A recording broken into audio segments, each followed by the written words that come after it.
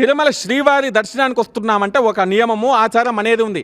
ఏ రోజన్నా పాటించారా? ఏ రోజన్నా మీరు సతీ సమేతంగా వచ్చి శ్రీవారికి పట్టు వస్త్రాలు సమర్పించారా? అయ్యా జగన్ గారు మీరేమో మీ భార్యతో రారు, అమ్మ రోజా గారు మీరేమో మీ భర్తతో రారు, ఆయనేమో భార్యతో రాడు, ఈమెనేమో భర్తతో రాడు. ఒక్కసారి ఇద్దరు కలిసి వస్తారు. ఏంటో మాకు అర్థం కావట్లేదు, సందిగ్ధంగా ఉన్నాము. ఫస్ట్ మీ ఆచారాలు వ్యవహారాలు పాటించండి, తర్వాత చెప్తురు మీరు దేవాలయ నిర్మాణం చేశారు లేకుంటే దాడులు చేశారు అనేది హిందూ సమాజం మొత్తం కూడా గమనిస్తుంది.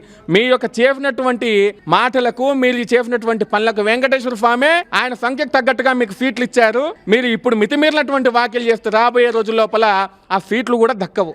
మేము ఈరోజు అడుగుతా ఉన్నాము, మేము హిందువులము అని అంటున్నారుగా జగన్ రెడ్డి గారు.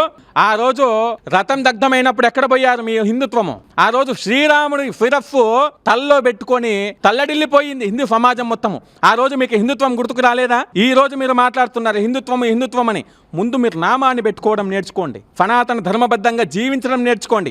ఫస్ట్ మీరు హిందువును అని చెప్పడం నేర్చుకోండి. ఈ పక్కన వస్తే హిందువుని అంటారు, మరో పక్కన పోతే క్రైస్తవుని అంటారు. ఇదేం హిందుత్వం అండి? ఫస్ట్ వీరు ఎక్కడ ఏ జాతిలో ఉన్నారన్నటువంటి స్పష్టత అవగాహన మీకే లేదు. ఆ అవగాహన వచ్చాక హిందూ ధర్మం గురించి మాట్లాడండి. మీరేమైనా మాట్లాడుకోవాలంటే జెరూసలేం గురించో లేకుంటే మీ ప్రభువు గురించో మాట్లాడండి. కానీ తిరుమల యొక్క పవిత్రత దెబ్బతీసేటట్టు హిందుత్వాన్ని వాడుకుంటామని చూస్తే మాత్రం హిందూ సమాజము ఎప్పటికీ కూడా స్వాగతించదు.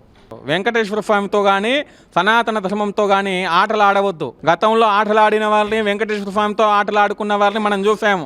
ఒక ఆయన గతంలో ఇలాగే అన్నారు, 7 కొండలను 2 కొండలు చేస్తామని చెప్పేసి.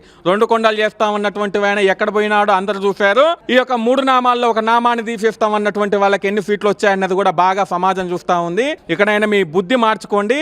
కేవలం ఓట్ల కోసమే హిందువులను మభ్య పెడతాము అంటే అదే హిందువులు మిమ్మల్ని మట్టి పెడతారన్నటువంటి విషయాన్ని మీరు గుర్తుంచుకోవాలి.